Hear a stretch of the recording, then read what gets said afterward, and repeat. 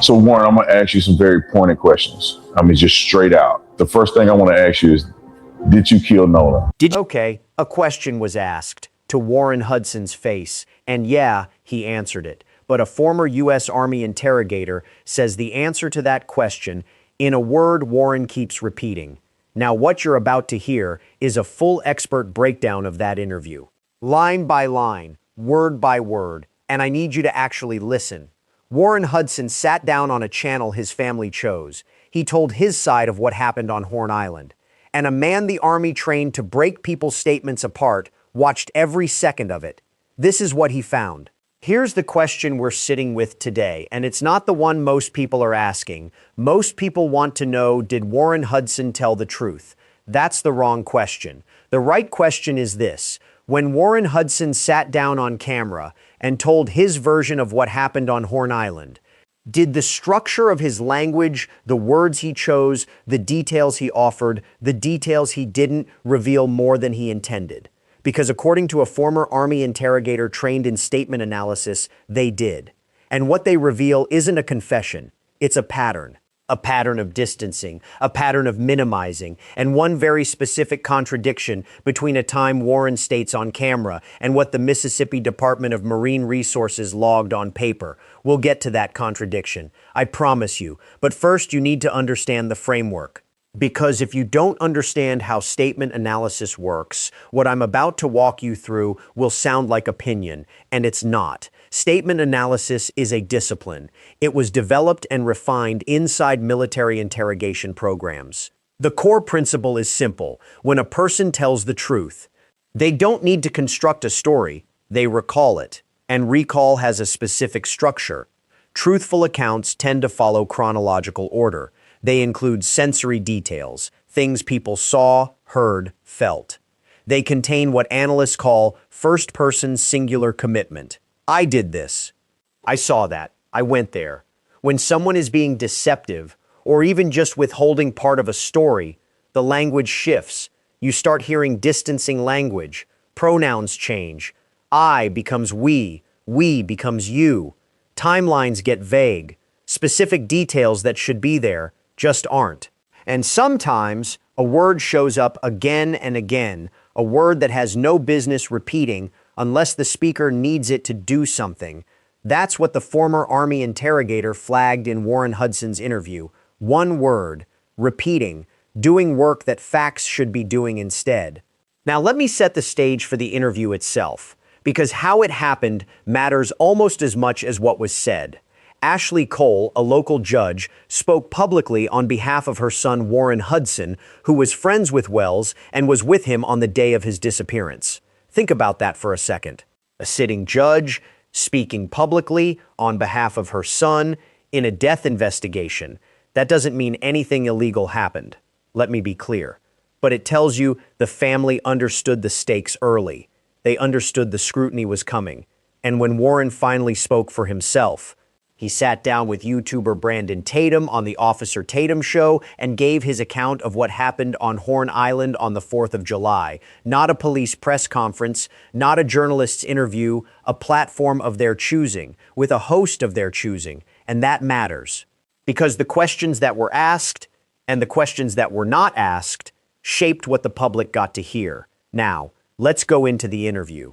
The first thing the statement analyst flagged was what Warren said about leaving Horn Island.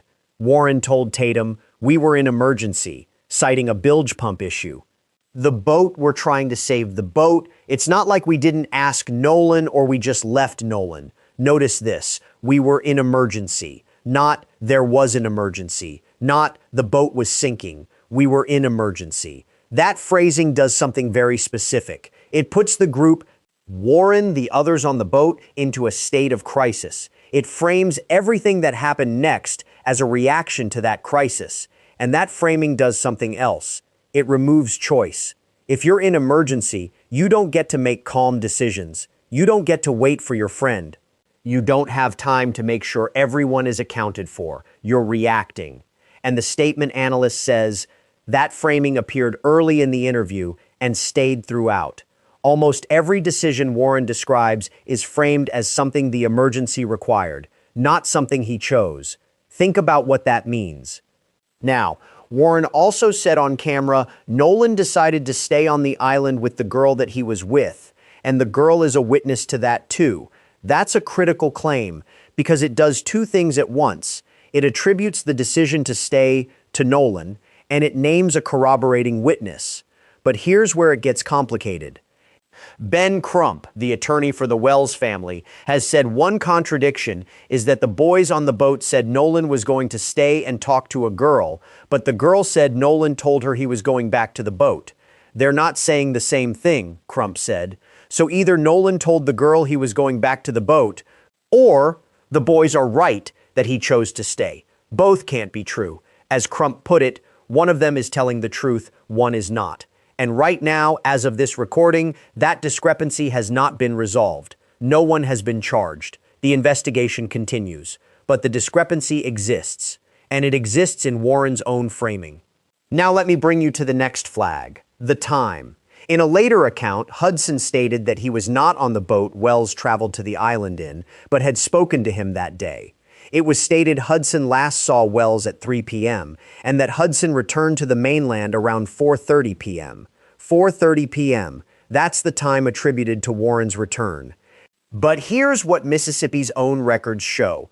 According to Department of Marine Resources documents, the vessel arrived back to the mainland at 5:44 p.m. 5:44, not 4:30. That is a gap of 1 hour and 14 minutes. Let that sit for a second. Does this look like a small mistake?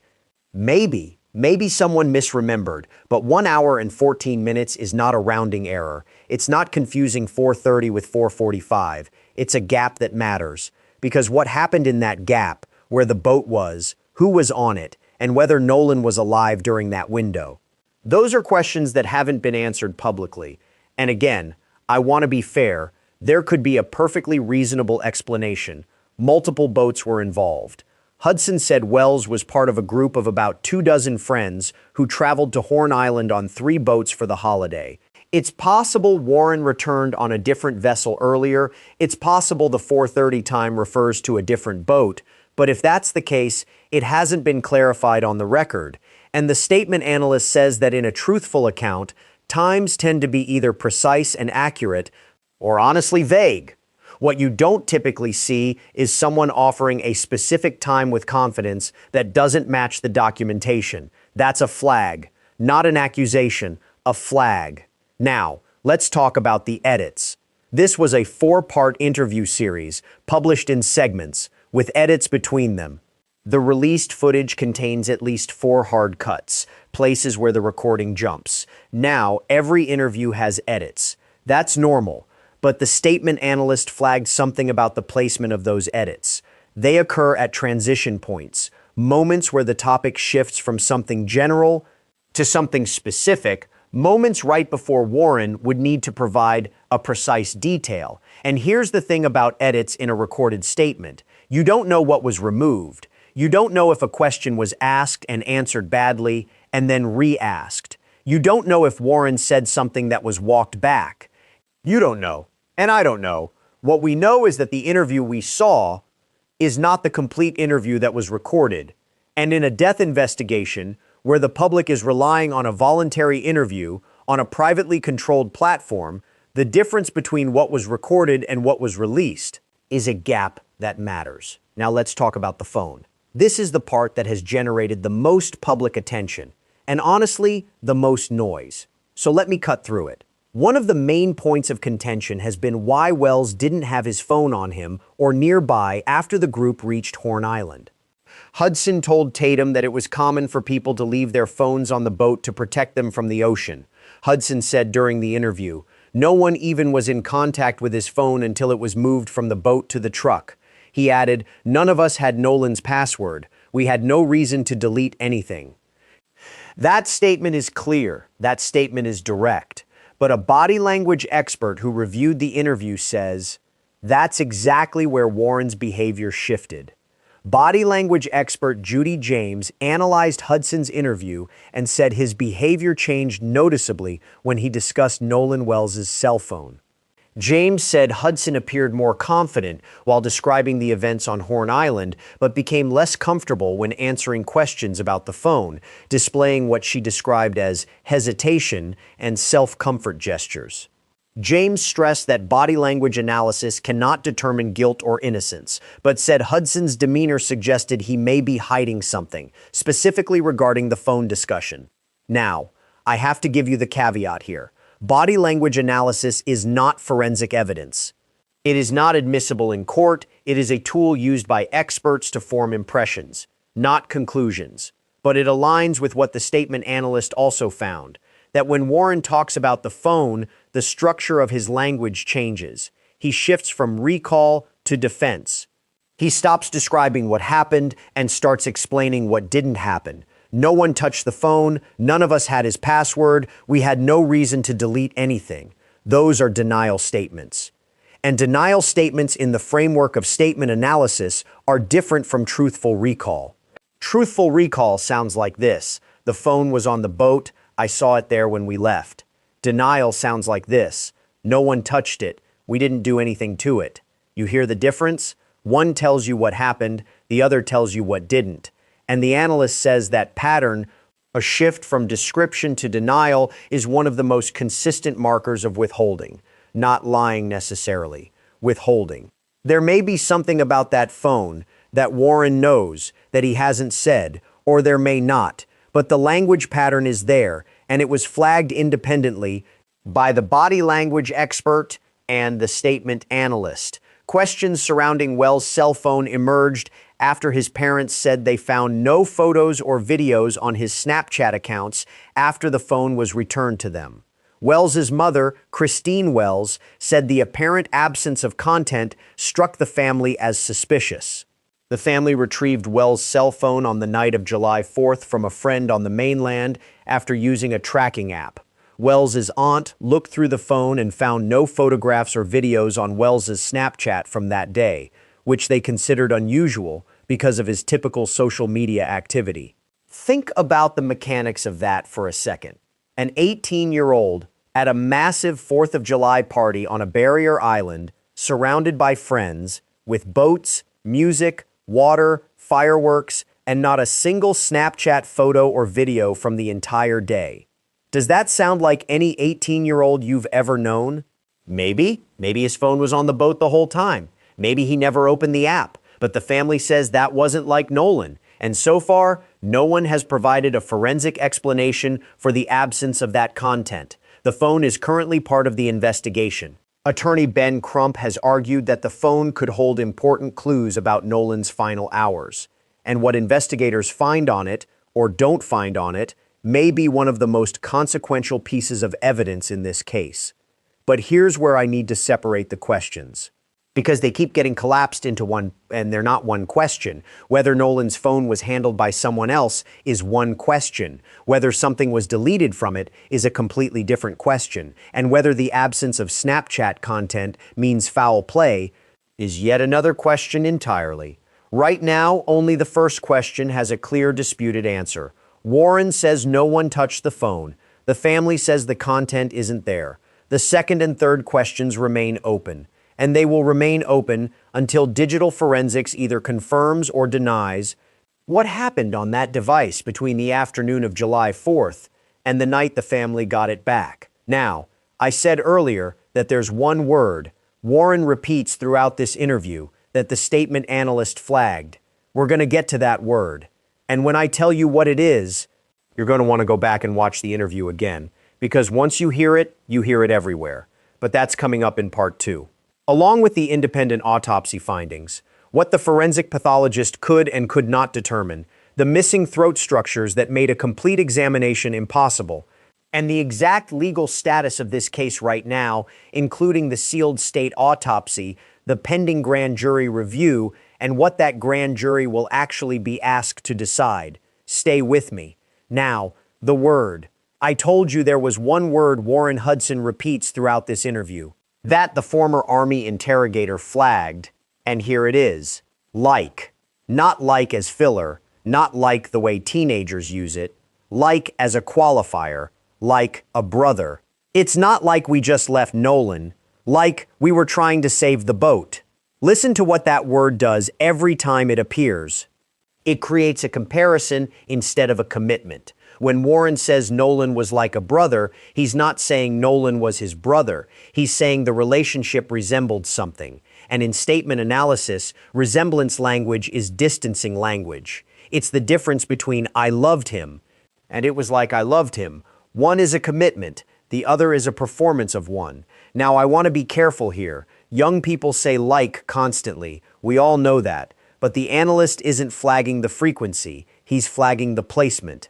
Every time Warren approaches a moment where a direct, committed statement would anchor his credibility, like appears and softens it. It's not like we just left Nolan. Why not just say, we didn't leave Nolan?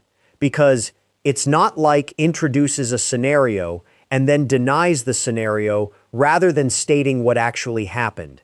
It's a subtle difference, but in the framework of interrogation-trained analysis, it is a consistent marker of someone managing a narrative rather than recalling an event. And the analyst says that pattern, once you see it, runs through the entire interview, not in every sentence, but at every critical junction, every moment where the story needs to hold weight, like shows up and distributes the load. Think about what that means. Now, let me shift to the independent autopsy, because this is where the case moves from language to the body itself. And what that examination found, and what it could not find, raises questions that no interview can answer. The independent autopsy, commissioned by the family, was performed by forensic pathologist Dr. Robert Mitchell. The findings were announced by attorney Ben Crump at the NACP National Convention in Chicago on July 22nd. Dr. Mitchell described the manner of death as undetermined pending further investigation, not accidental, not homicide, not natural, not suicide, undetermined. And that word carries enormous legal weight because undetermined means the pathologist could not, based on what was available to him, conclude how Nolan Wells died. Now here's where it gets difficult, and I need you to stay with me on this. Dr. Mitchell did not have access to all of Wells's remains. A portion of the interior of the neck, the anterior neck structures, had been retained during the state's initial autopsy. As Dr. Mitchell noted, this is common forensic pathology practice, but the consequence was significant. Therefore, this pathologist cannot rule out injury to the neck as a contributor or cause of death. Let that land for a second. The independent pathologist could not examine the throat because it had already been removed. Doctors told ABC News that it is not uncommon for pathologists to remove an organ or tissue to examine deeper inside the body. That's standard. That happens. But the result is that the second examination, the one the family paid for, the one they sent Nolan's body to Washington, D.C. to get, was structurally limited before it began. In his report, Dr. Mitchell noted he was unable to directly examine Wells' stomach and airways for the presence of water, as they had been removed during the first autopsy. Think about the mechanics of that for a second. If the question is whether Nolan drowned, the presence or absence of water in the airways is critical evidence, and the independent pathologist could not examine it. Not because the evidence doesn't exist, but because it was retained by the state. Dr. Mitchell found no apparent lacerations, fractures, or deep tissue injuries on Wells's body. But he noted that the level of decomposition can obscure the presence or absence of bruising on the skin surface, especially during a second autopsy examination. So no fractures, no lacerations, no deep injuries, but also no ability to rule out bruising, because the body had decomposed to a degree. That made surface-level assessment unreliable. And there's one more finding. Dr. Mitchell found red discoloration in the soft tissue in the back of Wells's head, but no underlying skull fractures or lacerations to the skin around the area. Red discoloration at the back of the head. No fracture beneath it, no laceration above it. Attorney Crump said this finding needed further investigation because Dr. Mitchell had reported that the cause of the discoloration was unclear. So we don't know what caused it. Could be an injury, could be decomposition. Could be lividity, meaning the settling of blood after death. The pathologist did not conclude, he flagged it, and the family's legal team says that Flagg deserves answers from the state. Now, notice this. There are outstanding questions that the independent pathologist himself listed in his report. Among them, the circumstances that led Wells to enter the water, his body position when he was found, whether there was water in his airways, and whether there was evidence of injuries to his neck and head. His body was found fully clothed and face down. Fully clothed, face down. An 18-year-old who could swim. On a barrier island surrounded by people on the 4th of July. As the pathologist wrote, when a body is found in the water with suspicion of drowning, it is important to confirm how that person entered the water. He added, this information is especially important for those deaths of persons who can swim, as is the case with Nolan Wells. Whether something happened to Nolan before he entered the water is one question. Whether he drowned after entering the water is a completely different question. And right now, neither one has been publicly answered. The independent autopsy couldn't answer them because of the limitations we just walked through. And the state autopsy, the state medical examiner's autopsy, which was the first of two, is now complete, according to ABC News. But the results have not been made public. They haven't released the findings. The district attorney's office confirmed the autopsy report will be withheld until a grand jury can review it. District Attorney Angel Myers-McElrath said, every death in the county, except those of natural causes and non-criminal car wrecks, is presented to your grand jury. She added, many people don't know that we have handled death investigations in this manner my entire career. So this is standard procedure for Jackson County. She says so herself. The autopsy, along with the other results of the investigation, will be sent to a grand jury, which will determine if his death was due to a crime. That grand jury has not yet been convened. As of reporting, the prosecutor had not said when jurors would take up the matter. No date, no timeline, and the family's legal team has raised concerns about that. Attorney Eric Hertz said part of the reason for meeting with the district attorney was that the family had not yet received the incident report.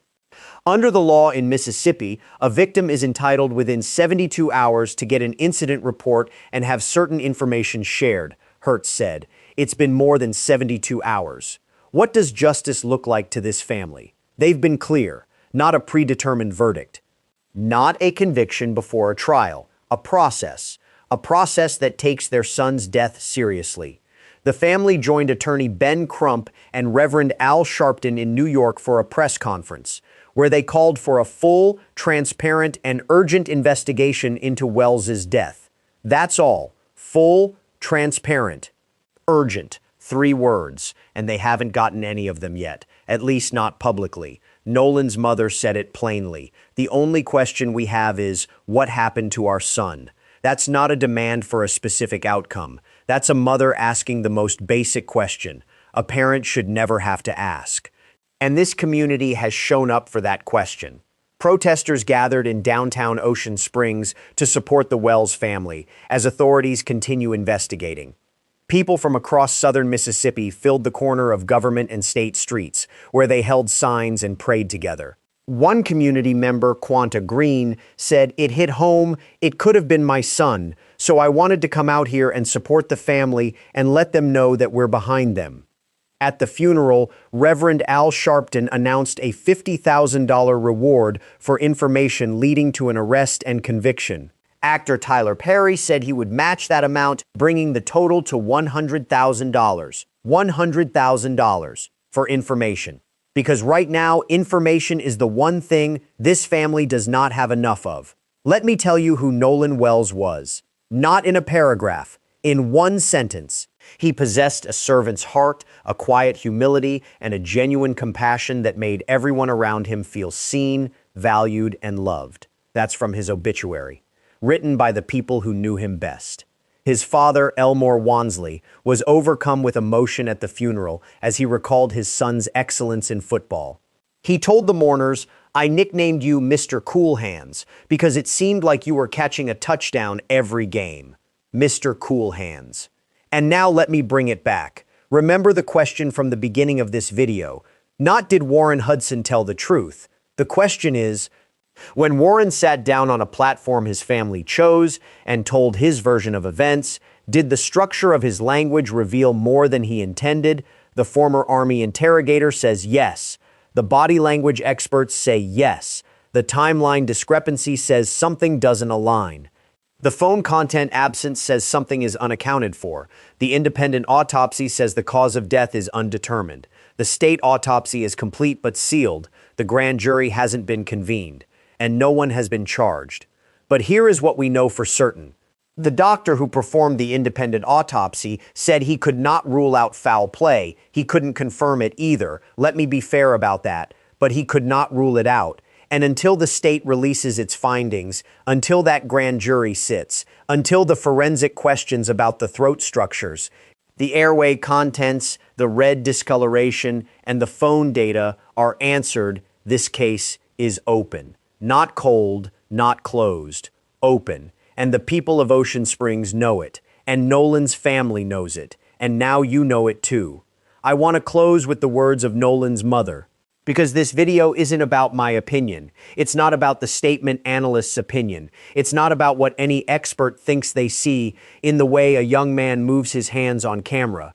It's about an 18-year-old who went to an island with friends on the 4th of July and never came home. His mother told those gathered at his funeral, "Your absence has left an emptiness that can never truly be filled." And then she said this, "As long as we continue to remember him, his light will continue to shine through us. We love you, Nolan." Here's the question we're sitting with today.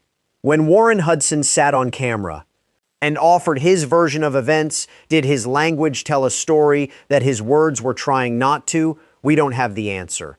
But a grand jury will be asked to find one. And until they do, we'll keep following this until there are real answers. Now that you've heard the statement analysis breakdown, the autopsy limitations, and the time discrepancy with Mississippi's own records, what stands out to you most? Tell me in the comments. We'll be back when the grand jury convenes, and we will be back when the state autopsy is released, because Nolan Wells deserves answers, and so does everyone who loved him.